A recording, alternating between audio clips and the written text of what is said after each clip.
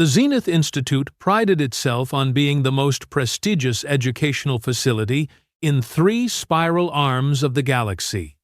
Its crystalline spires reached toward twin suns, its corridors hummed with the quiet efficiency of advanced technology, and its student body represented 43 different species from across known space. What it did not pride itself on, however, was dealing with the absolute chaos that humans seemed to bring wherever they went. Before we begin, YouTube shows me that 93% of you haven't subscribed yet. Subscribing is free, it really supports our community, and I'd love for you to be part of it. Also, drop a comment and let me know where you're watching from. Liam adjusted his teaching tablet and surveyed his xenobiology classroom with the kind of optimism that only came from being blissfully unaware of the impending disaster. At 26 standard galactic years, he was absurdly young to be teaching at such a prestigious institution, but his doctoral thesis on interspecies cellular adaptation had caused quite the stir in academic circles.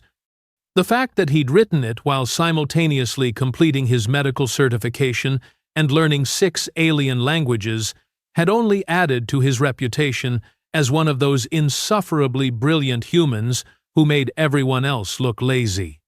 By comparison. "Good morning, class," Liam announced, his voice carrying easily across the semicircular amphitheater. The acoustic design was flawless. Naturally, everything at Zenith was flawless, except perhaps their vetting process for human instructors.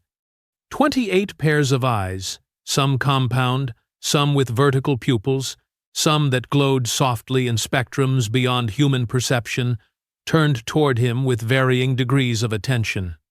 Liam had grown accustomed to the diversity of his students over the past 3 months. There was Kala, whose sleek fur shifted colors with her moods, and whose species bore an uncomfortable resemblance to Earth cats if Earth cats had opposable thumbs and doctoral degrees in biochemistry. Brick sat in the back row, his scaled hide gleaming under the classroom's full-spectrum lighting. Occasionally flicking his forked tongue to taste the air in a gesture Liam had learned, indicated deep concentration rather than hunger. Neth perched on a specially designed seat that accommodated their 4 arms and chitinous exoskeleton, antennae twitching with what Liam hoped was intellectual curiosity, and not impending molt.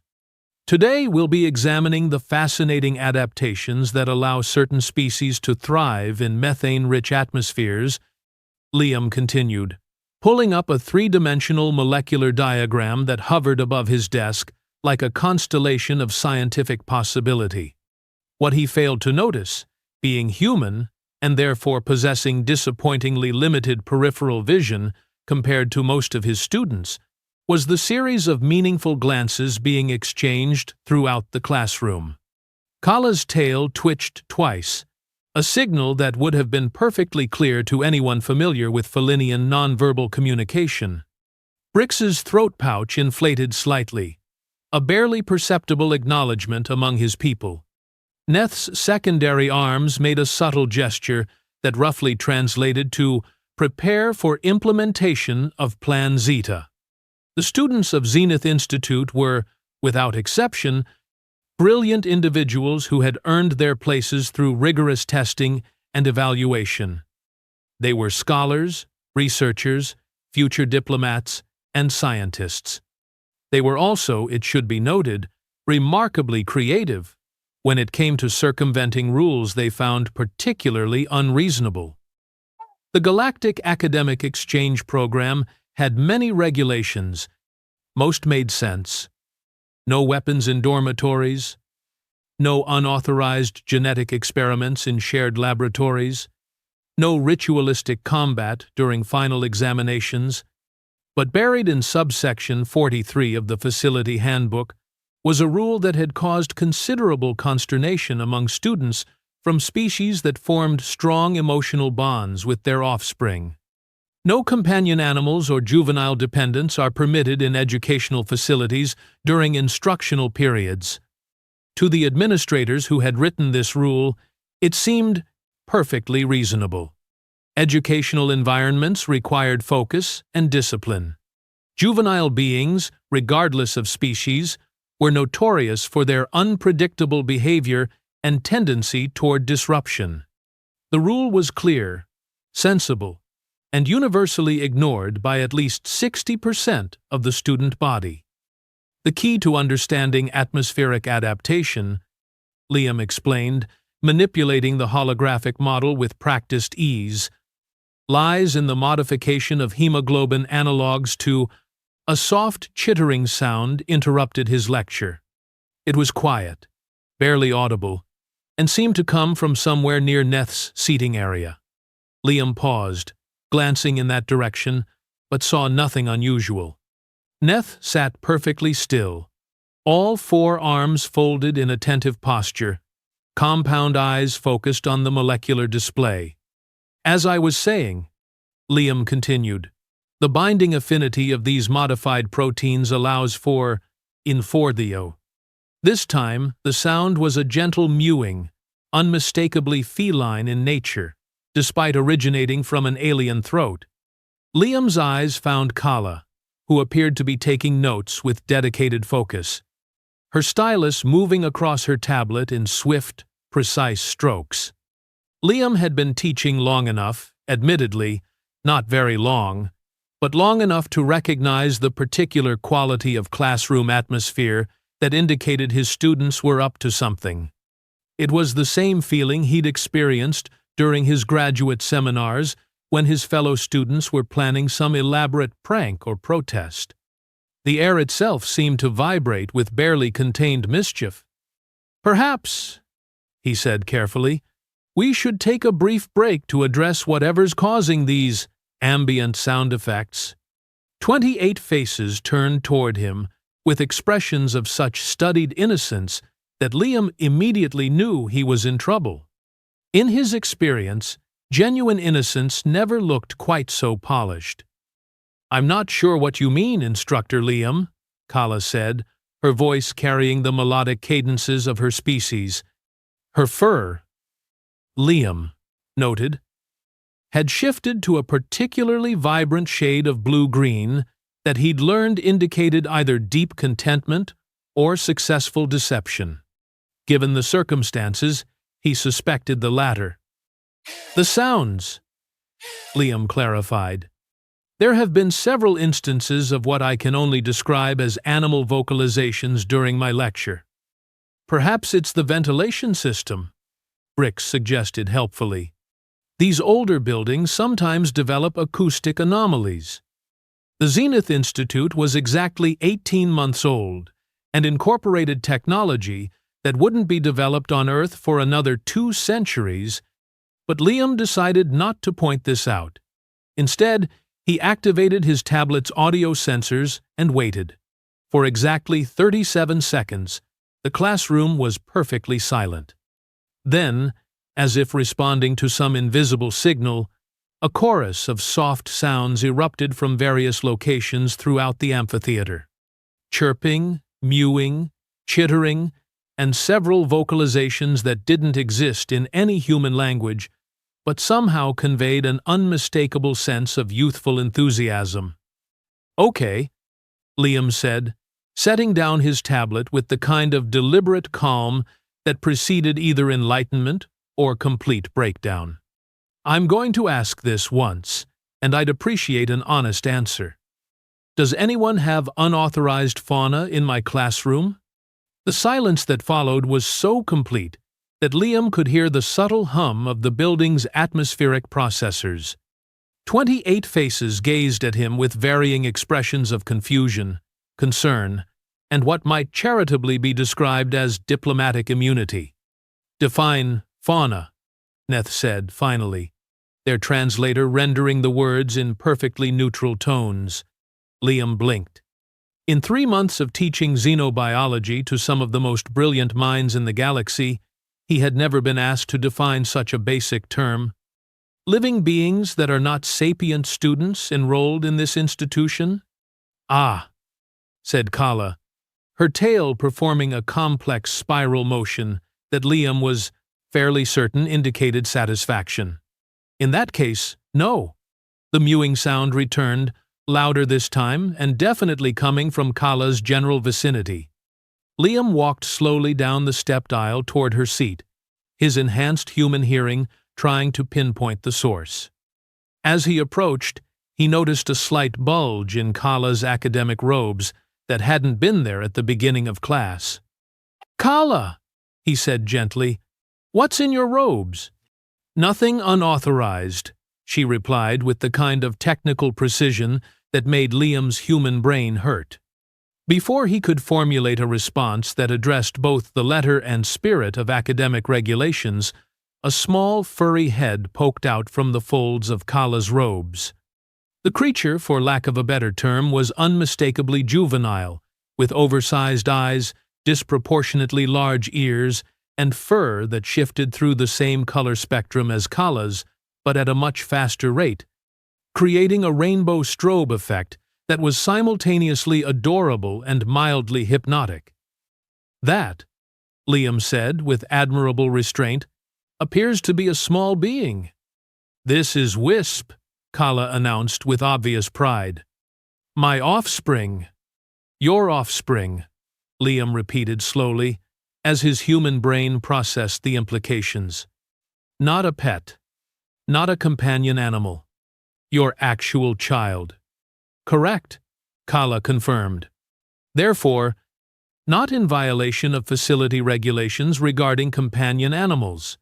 Liam opened his mouth to point out that the regulation clearly mentioned juvenile dependents as well. But before he could speak, similar small heads began appearing throughout the classroom. From Brix's thermal pouch emerged a tiny, scaled being with golden eyes and a tongue that flickered with curiosity. Neth's seating area revealed no fewer than 3 small chitinous creatures, each no larger than a human thumb, but possessing the same complex compound eyes as their parent. Within moments, Liam's xenobiology classroom had transformed into what appeared to be the galaxy's most diverse nursery. Small beings of various species chittered, mewed, chirped, and made sounds that his human ears couldn't even categorize. They ranged in size from Neth's thumb-sized offspring to what appeared to be a young crystalline being that refracted the classroom lighting into rainbow patterns across the walls. "How many?" Liam asked weakly.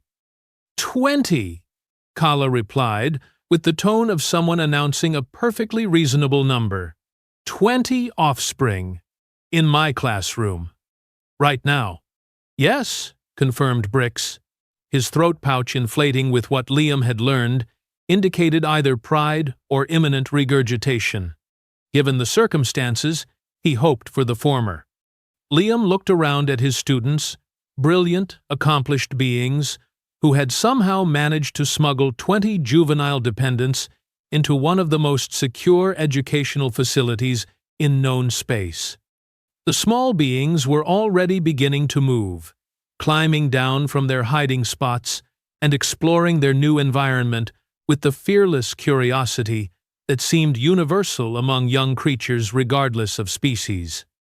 "This island," Liam began, then stopped as he realized he had no adequate words in any of the 6 alien languages he'd learned. "This is going to be a problem." That was when the first cub, he found himself thinking of them as cubs, regardless of their actual species. Classifications wandered over to his feet and sat down with a soft, contented sigh. The universe, Liam reflected as he stared down at the small, furry being, now using his left foot as a pillow, had a twisted sense of humor. He'd spent years studying the behavioral patterns of alien species, memorizing their social structures, learning their languages, and preparing himself for every conceivable challenge of interspecies education. Somehow, what to do when 20 alien babies decide you're their new favorite piece of furniture had never appeared in any of his textbooks. The cub at his feet, definitely Felinian in origin. with Kala's distinctive color-shifting fur made a sound that fell somewhere between a purr and a musical note. It was, Liam had to admit, unreasonably adorable, which was problematic, because his human brain was already beginning to release those particular chemicals that made mammals want to protect small, helpless creatures with large eyes and soft fur. "Okay," he said, using his best instructor voice, the one that had successfully convinced graduate committees that he knew what he was talking about. "Everyone needs to collect their offspring and return them to wherever they're supposed to be. The facility regulations are quite clear about." He was interrupted by a sound that could only be described as a collective "awb," emanating from 19 other small beings as they abandoned their hiding spots and made their way toward him, with the determined waddle of creatures who had found something infinitely more interesting than their designated caregivers. "No," Liam said firmly, taking a step backward. "Absolutely not. Return to your parents? Guardians? Primary care units?" The cubs, apparently unfamiliar with the concept of human authority, continued their advance.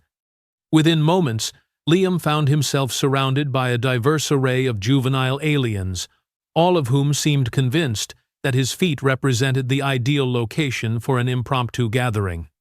A small, scaled being, one of Brix's offspring, judging by the iridescent green coloration, climbed onto his right foot and settled in with a contented chirp. Two of Neth's children, each no bigger than his thumb, claimed positions on his shoelaces and began making soft, chittering sounds that his translation software identified as "happy nest song." "This isn't happening," Liam muttered, looking up at his students who were watching the proceedings with expressions ranging from amused to deeply satisfied. "Please tell me this isn't actually happening."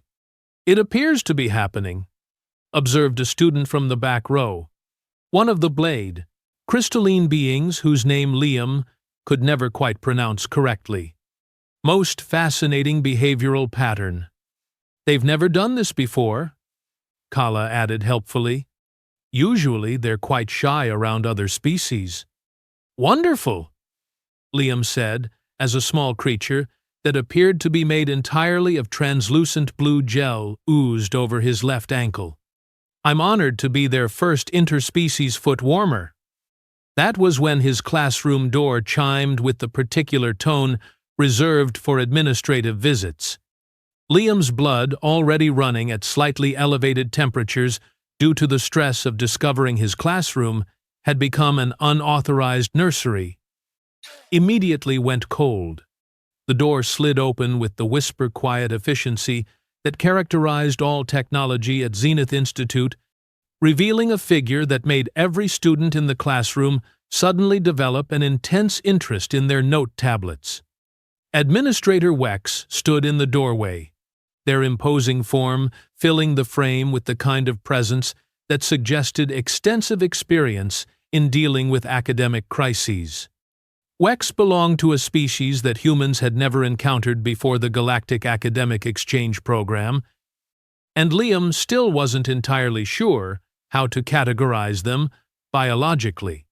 They possessed a humanoid body structure, but with skin that shifted between deep purple and silver, depending on their mood, 4 arms that moved with predatory grace, and eyes that seemed to catalog every detail of their surroundings with mechanical precision. What Liam did know was that Wex had been running Zenith Institute's day-to-day operations for the past 5 years, with ruthless efficiency and zero tolerance for disruptions to academic protocols. "Instructor Liam," Wex said, their voice carrying the kind of calm that preceded either very good news or very, very bad news. "I've received reports of unusual acoustic disturbances originating from your classroom."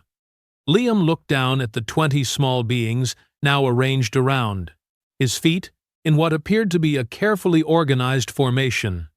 Several were purring, others were humming, and at least 3 were making sounds that seemed designed specifically to trigger protective responses in any creature with functioning auditory organs. "I can explain," he said, which was absolutely untrue, but seemed like the appropriate thing to say under the circumstances. Wex's gaze swept the classroom, taking in the sight of 28 adult students attempting to look invisible and 20 juvenile aliens treating their instructor's feet like some sort of sacred gathering ground. Their skin shifted toward a deeper purple shade that Liam had learned indicated either deep thought or impending administrative action. "Interesting," Wex said finally. "And by interesting, I mean catastrophically inappropriate for an educational environment. They just appeared," Liam offered weakly. "One moment I was lecturing about atmospheric adaptation, and the next moment I was apparently running an unlicensed childcare facility. The regulations regarding juvenile dependence on academy grounds are quite explicit," Wex continued, pulling out a tablet and scrolling through what appeared to be several pages of official text. Section 43. Subsection 12 clearly states that no unauthorized minors are permitted in educational facilities during instructional periods. "Yes," said Kala, speaking up with the kind of confidence that suggested she had been preparing for this moment. However, Section 43, subsection 12, paragraph 8, includes an exception for educational observation experiences conducted under direct faculty supervision for the purpose of interspecies behavioral study. Wex's 4 eyes blinked in a sequence that Liam was fairly certain indicated surprise. "Are you suggesting that this gathering constitutes an approved educational observation experience?" "Well," said Brix, his throat pouch inflating with what Liam now recognized as barely contained mischief, "Instructor Liam is certainly observing our offspring's behavior, and we're learning quite a bit about interspecies interaction patterns. The cubs appear to have formed an unprecedented multispecies social grouping centered around human proximity," added Neth, their antennae twitching with what appeared to be genuine scientific excitement. "This represents a unique opportunity for behavioral analysis." Liam stared at his students, impressed despite himself by their creative interpretation of academic regulations. It was completely ridiculous, utterly unauthorized, and he had to admit, actually quite brilliant. They had essentially turned their rule violation into a spontaneous research opportunity. "That's," Wex began, then paused as one of the cubs, a small creature that looked like a cross between a butterfly and a disco ball, fluttered up from Liam's feet and landed on their outstretched arm. The administrator's skin immediately shifted to a lighter shade of purple, and their expression softened in a way that Liam had never seen before. "Oh," Wex said quietly, as the small being settled into the crook of their arm and began making soft musical sounds. "Oh my." What happened next would later be described in official reports as an unprecedented administrative response to an unusual academic situation. What actually happened was that Wex, the terror of students and faculty alike, experienced what could only be described as an acute case of protective instincts triggered by exposure to juvenile alien cuteness. "This island," Wex said, their voice taking on a softer quality as more cubs began migrating toward them. "This is highly irregular." "Yes," Liam agreed, watching in fascination as his most feared administrative supervisor was systematically conquered by an army of adorable alien babies. "Highly irregular."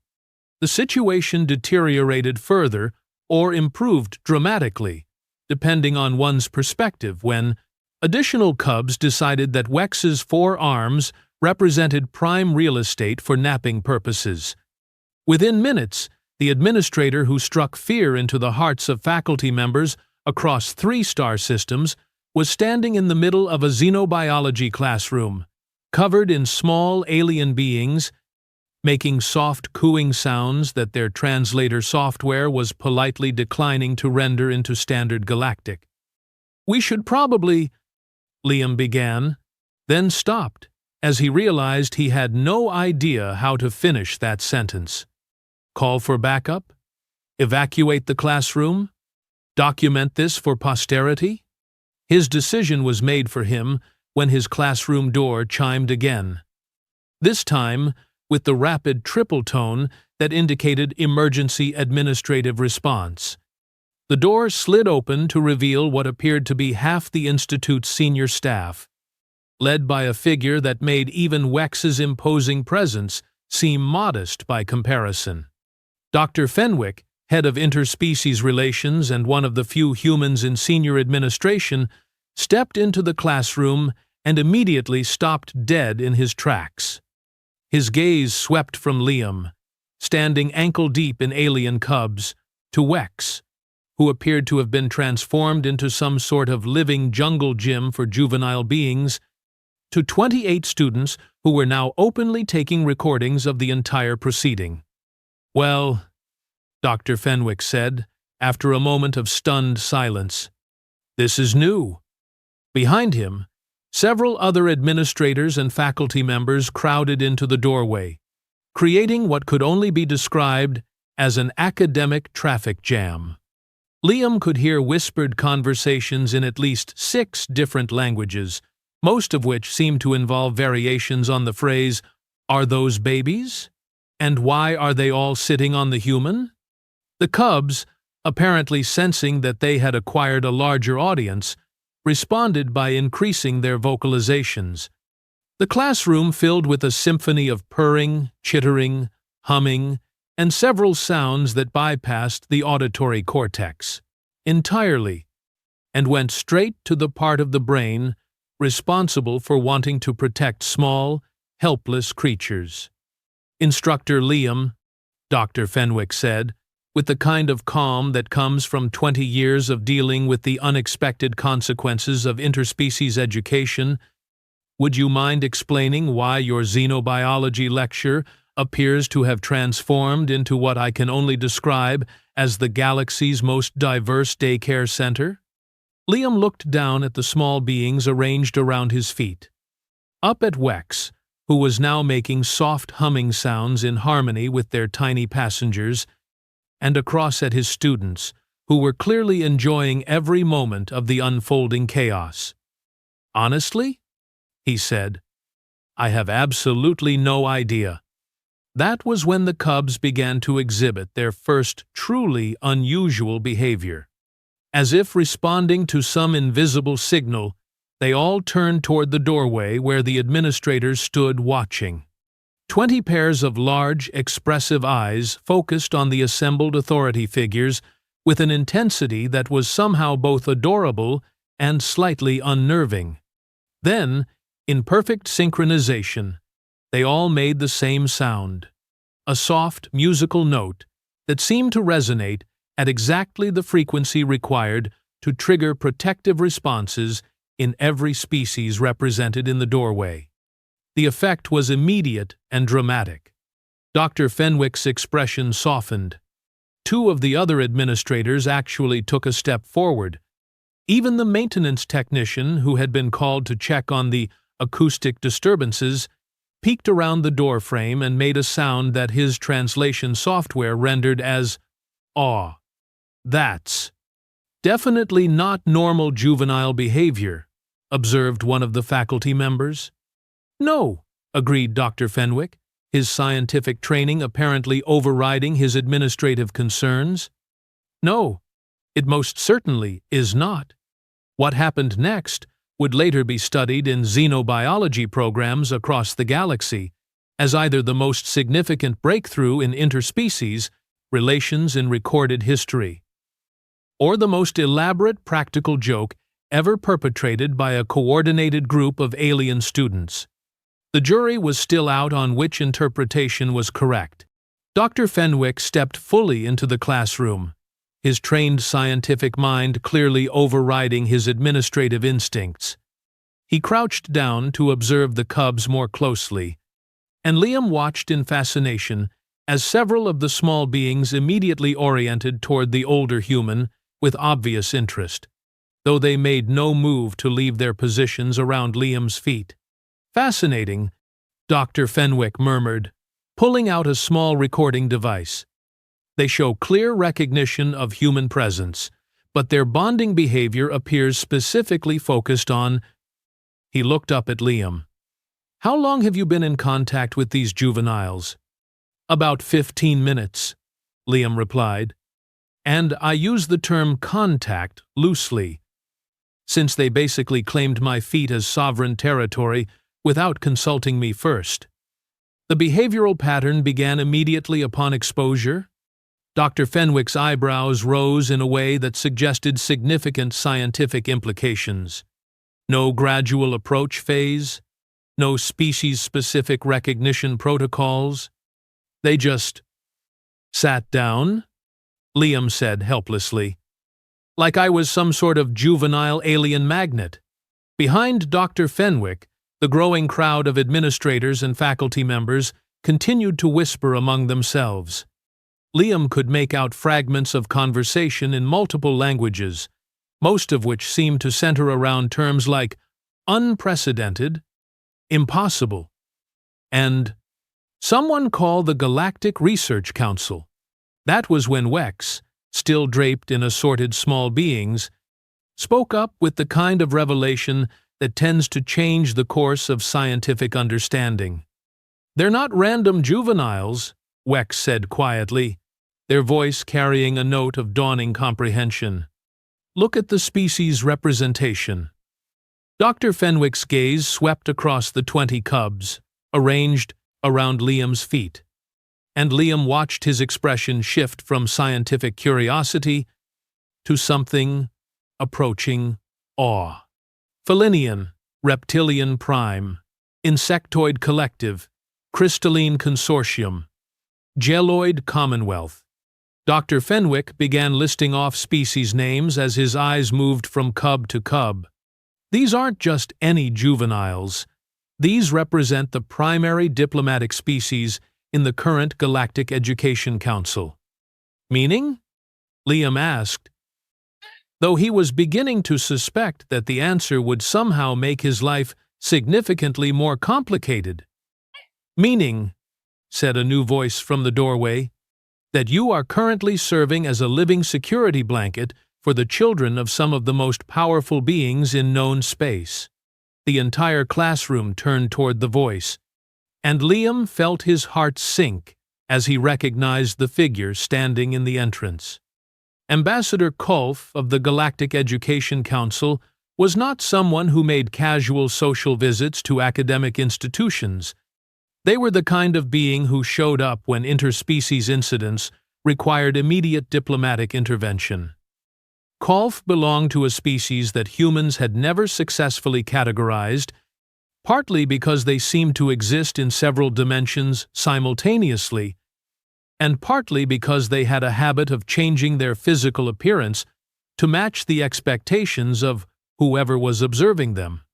To Liam, they appeared as a tall, elegant figure with features that suggested ancient wisdom and the kind of authority that could reshape political alliances with a single conversation. Dr. Fenwick said, rising quickly to his feet. "We weren't expecting—" "No," Kolf agreed, gliding into the classroom with movements that seemed to bypass several laws of physics. "You were not. However, when the juvenile offspring of 18 different species simultaneously begin exhibiting unprecedented behavioral patterns, the Council takes notice." Liam blinked. 18? "I count 20 cubs, but they only represent maybe 8 or 9 species. The others," Kolf said, with what might have been amusement, "are currently on their way here, along with their parents." The classroom fell silent, except for the soft sounds of contentment emanating from the cubs. Liam looked down at the small beings around his feet, who seemed completely oblivious to the political implications of their nap-time choices. Parents, he repeated slowly, as in the actual parents of these cubs, who are presumably important political figures, are coming here. Now. Indeed, Kolf confirmed. Representatives from the Felinian hegemony, the Reptilian Empire, the Insectoid Collective, and 12 other major political entities, they should arrive within the next galactic standard hour. Wex made a sound that their translator rendered as, "Oh dear," which Liam suspected was a significant understatement. Perhaps, Dr. Fenwick suggested, with the kind of diplomatic optimism that suggested extensive experience in crisis management, we should move this gathering to a more appropriate venue? The main conference hall, perhaps? The response from the cubs was immediate and unanimous. 20 small voices raised in what could only be described as protest, ranging from indignant chirping to what sounded like tiny roars of disapproval. Several of the cubs pressed closer to Liam's feet, as if anticipating separation. "They don't want to move," Kala observed helpfully. "I can see that," Dr. Fenwick replied. "The question is why." "Perhaps," said Kolf, moving closer to examine the cubs with obvious interest, "the question is not why they resist moving, but why they chose this particular location in the first place." They gestured toward Liam with one of their appendages, the number of which seemed to vary depending on the angle of observation. What is it about this specific human that has triggered such a remarkable response? Dr. Fenwick pulled out a more sophisticated scanning device and aimed it in Liam's direction.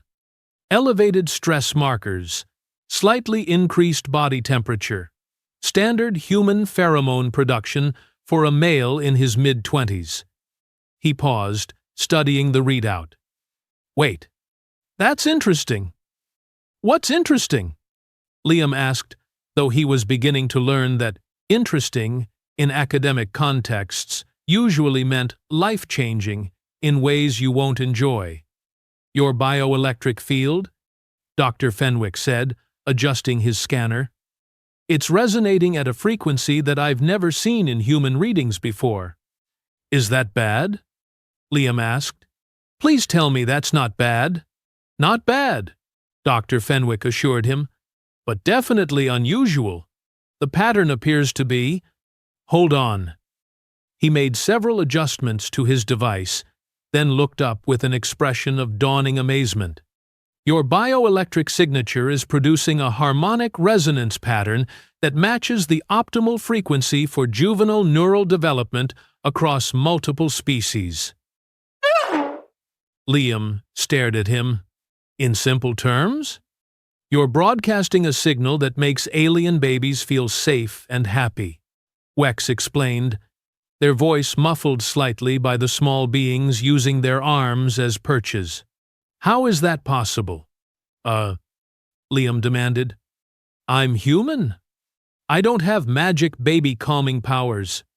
"Actually," said Kolf thoughtfully, "you might."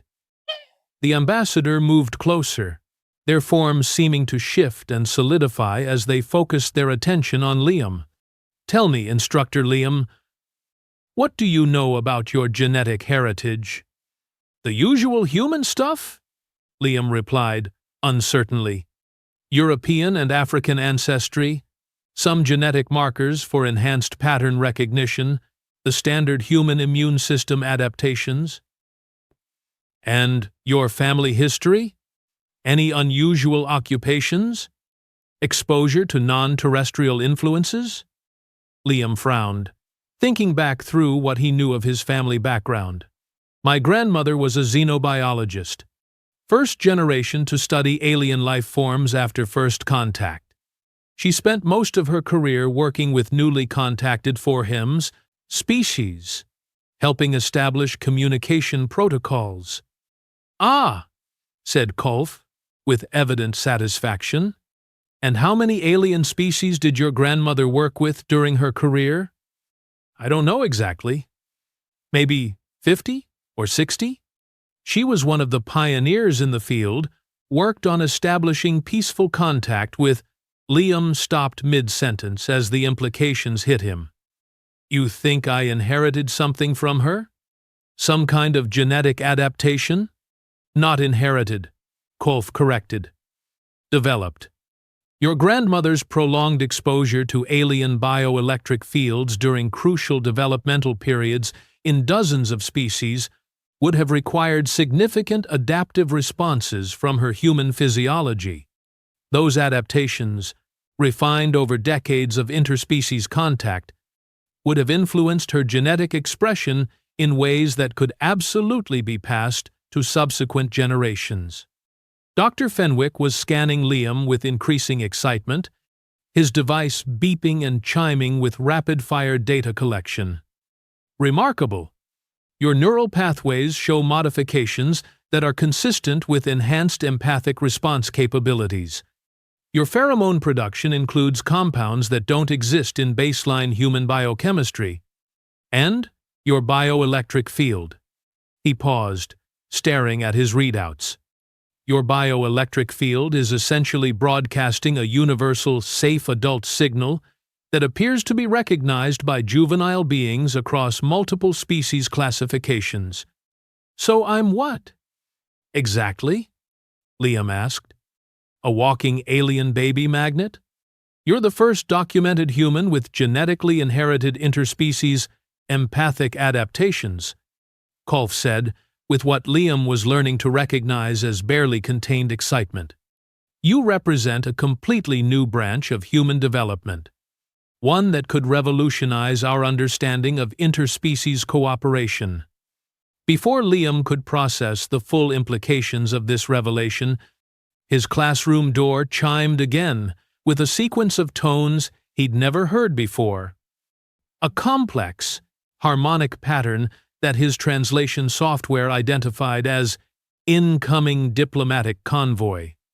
"That would be the parents," Kolf announced unnecessarily. The door slid open to reveal what could only be described as a diplomatic delegation of epic proportions. Tall, elegant felinians with fur that shimmered like living rainbows. Massive reptilian beings whose scales reflected the classroom lighting in hypnotic patterns. Graceful insectoids whose wings created subtle musical tones as they moved. Representatives from species Liam recognized from his textbooks and several he'd never seen before.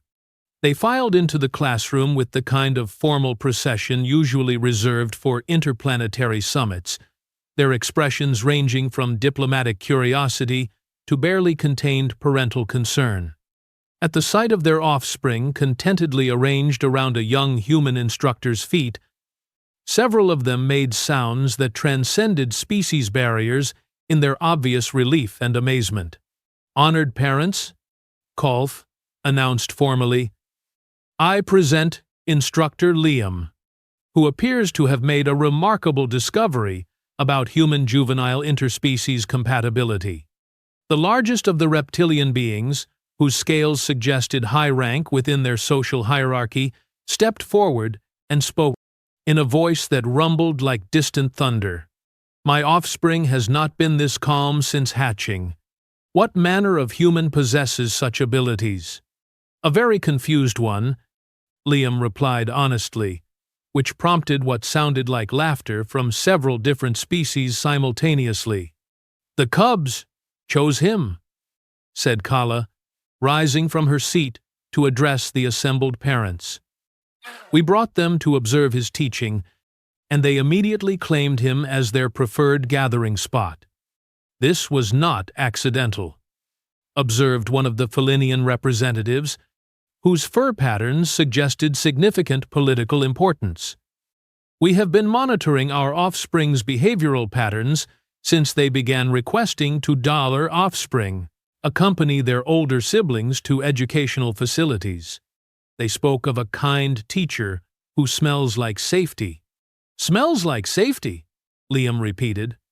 Pheromone interpretation varies by species, Dr. Fenwick explained quietly, but the concept translates across multiple sensory modalities.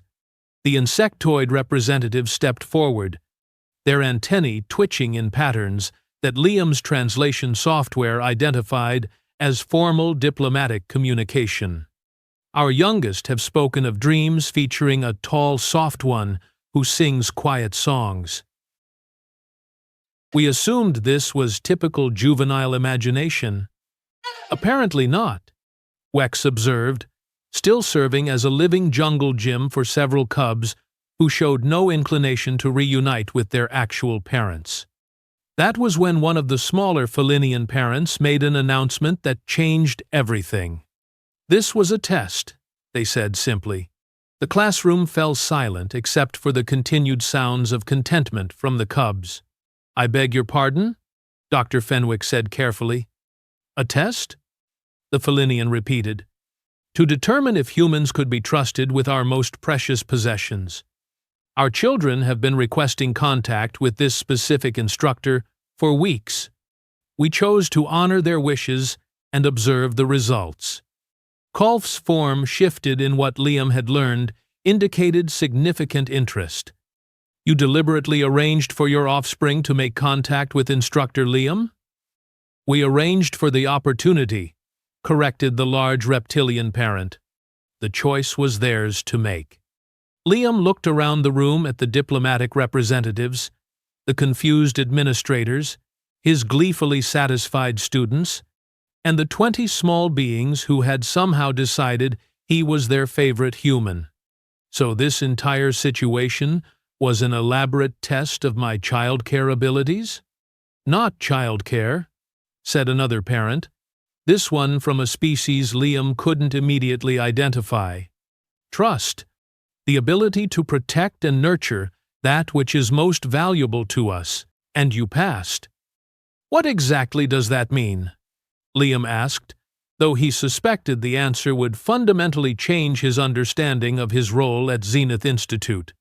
It means, said Kolf with unmistakable satisfaction, that you have just become the first human to be offered joint custody of the children of 18 different species. Congratulations, Instructor Liam.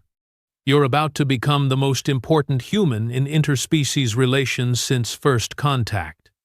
The cubs, apparently sensing that important decisions were being made about their future, looked up at Liam with expressions of such hopeful expectation that his human brain immediately capitulated to whatever cosmic forces had decided to rearrange his life.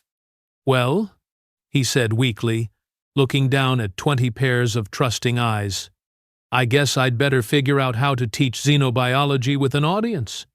3 weeks later, Liam stood before his xenobiology class with the kind of confidence that only came from having survived what the Galactic Education Council was now officially calling the Great Interspecies Custody Incident. The fact that this incident had resulted in his promotion to Director of Human Juvenile Interaction Studies was still something his brain refused to fully process. 20 cubs sat in perfect formation around his feet, occasionally making soft sounds of contentment that his students had learned to incorporate into their note-taking rhythm. What had once been chaos was now the galaxy's most unusual educational innovation. Today, we'll examine symbiotic relationships in extreme environments, Liam announced, manipulating a holographic display that showed crystalline formations growing in what appeared to be liquid nitrogen. Notice how these organisms have developed complementary survival strategies that a small chirp interrupted him.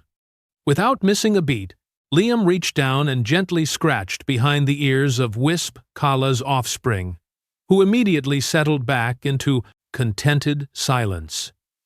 As I was saying, Liam continued seamlessly, the interdependence between these species demonstrates that cooperation often produces results that individual adaptation cannot achieve. In the back row, Wex sat taking notes with obvious satisfaction.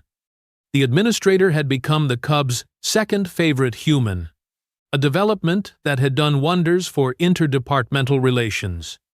Their official reports now included regular updates on juvenile integration progress and optimal human-alien-infant interaction protocols. Dr. Fenwick observed from the corner, his recording equipment documenting what would become the foundational research for an entirely new field of study. The Galactic Research Council had already approved funding for the Liam Protocol, a comprehensive study of human genetic adaptations for interspecies childcare. The most remarkable example, Liam said, gesturing to his live audience of 20 different species, is when completely different biological systems recognize common needs and develop unexpected solutions. As if responding to some invisible cue, the Cubs all looked up at him with expressions of pure adoration.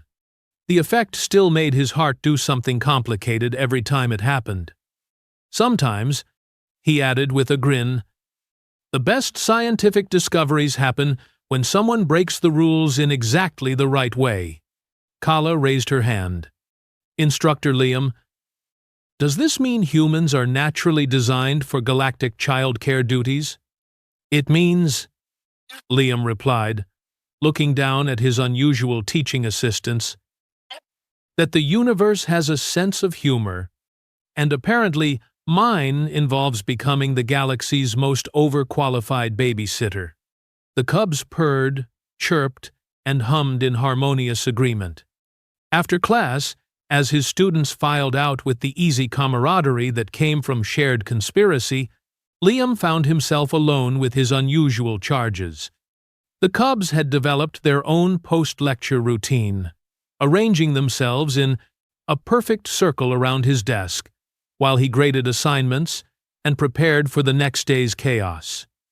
You know, he said to them conversationally, when I applied for this position, I thought the biggest challenge would be explaining complex biochemistry to beings with entirely different sensory systems.